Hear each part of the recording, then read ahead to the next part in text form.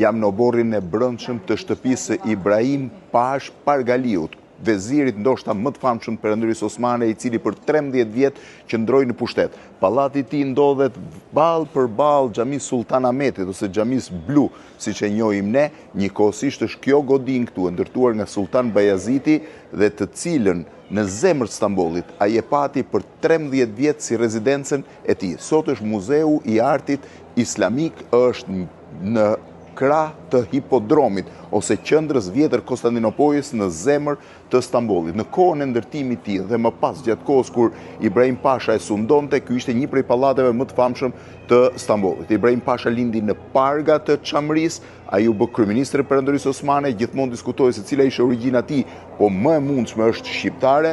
Ai që një prej kryeministrave më të fuqishëm që arriti të ketë një fuqi të madhe ekonomike, një fuqi të madhe politike, gati duke rivalizuar sultanin.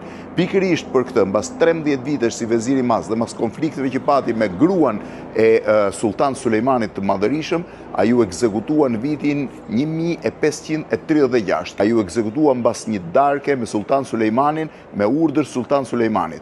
Në një farë mënyrë Ibrahim Pash Çami ose Pargaliu u bë viktim e suksesit dhe fuqisë së tij.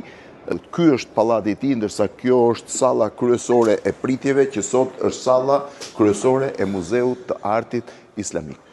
Kjo është salla ku ai jetonte dhe priste personazhet.